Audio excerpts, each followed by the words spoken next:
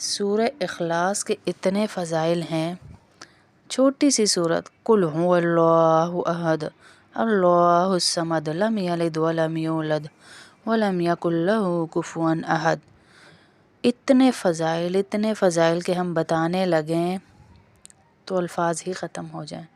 حضور اکرم صلی اللہ علیہ وسلم کی حدیث کا مفہوم ہے جو شخص پوری سورت کو 10 مرتبہ پڑھ لے گا اللہ تعالیٰ جنت میں ایک محل بنا دیں گے. ہیں جی، کہاں بن رہا ہے؟ جنت میں محل بنا رہے ہیں اللہ پاک. کون ہے جو بنوائے گا؟ ہیں جنت میں بن رہا ہے.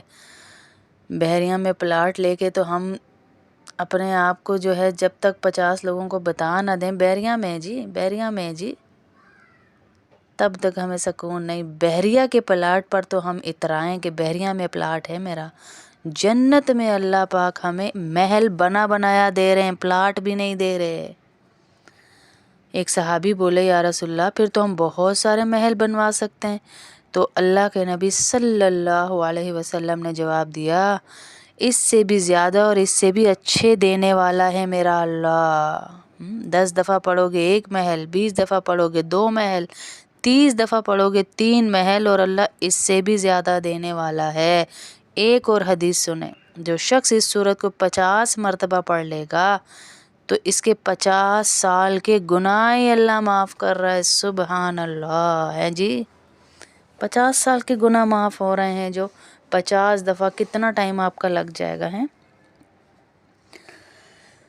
اور کہا کہ جو شخص سونے کے لیے اپنے بستر پر جائے پھر داہنی کروٹ پر لیٹ کر 100 دفعہ سورت کو پڑھ لے، سورہ اخلاص کو پڑھ لے، تو قیامت والے دن اللہ پاک فرمائیں گے میری داہنی کروٹ سے جنت میں، میری داہنی سائیڈ سے جنت میں چلا جا. سبحان اللہ. قربان جاؤں اپنے رب کے. ہیں دیکھ لیں ذرا، سورہ اخلاص ملی ہے ساتھ تو اللہ آگے کیا نیکیاں دے رہے ہیں کہ جو شخص ان کلمات کو 10 مرتبہ پڑھ لے اسے 40 لاکھ نیکیاں اللہ دے رہا ہے. لا الہ الا اللہ واحدا احدا صمد لم يتخذ صاحبۃ ولا ولدا ولم یکن لہ کفوا احد.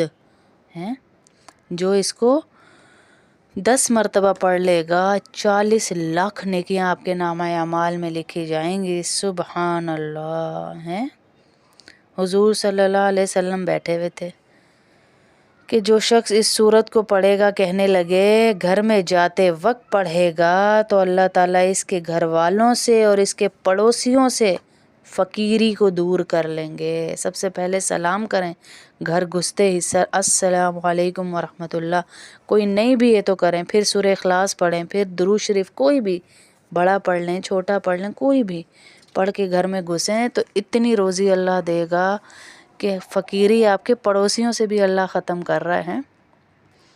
حضور صلی اللہ علیہ وسلم میدان تبوک میں تھے. سورج جیسی روشنی اور نور اور شعاؤں کے ساتھ نکلا. اللہ کے نبی نے دیکھا اور کہا یہ کیا ہو رہا ہے سورج کو؟ تو اللہ کے نبی صلی اللہ علیہ وسلم کے پاس جبرائیل آئے اور حضور صلی اللہ علیہ وسلم نے فرمایا کہ آج سورج کو کیا ہو گیا؟ اتنی تیز شعاؤں کے ساتھ نکلا ہے، نور اور چمکیلی شعاؤں کے ساتھ. تو حضرت جبرائیل نے فرمایا آج مدینے میں، تبوک کہاں مدینہ کہاں، معاویہ بن معاویہ رضی اللہ تعالیٰ عنہ کا انتقال ہو گیا ہے، جن کے نماز جنازہ کے لیے اللہ تعالیٰ نے 70,000 فرشتے آسمان سے بھیجیں. علماء ہمارے جنازوں میں شریک ہوں تو کہاں بات جاتی ہے کہ بخشایا ہے. علماء کا جنازہ تھا، علماء شامل تھے. ہیں صحبت کر قبر میں نیک لوگوں کی مل گئی، فرشتے آ رہے ہیں وہ بھی 70,000 ہیں. 70,000 فرشتے آئے. پوچھا کس عمل کے باعث؟ کہا یہ قل هو اللہ احد کو چلتے پھرتے پوری سورت کو پڑھتا ہی رہتا تھا. تو آپ صلی اللہ علیہ وسلم کو انہوں نے کہا جبرائیل نے اگر آپ کا ارادہ ہو تو میں زمین کو سمیٹ لوں اور آپ ان کے جنازے میں شریک ہو جائیں. بس پہ نہیں، جہاز پہ نہیں، اڑ کے نہیں، زمین ہی سمیٹ لی.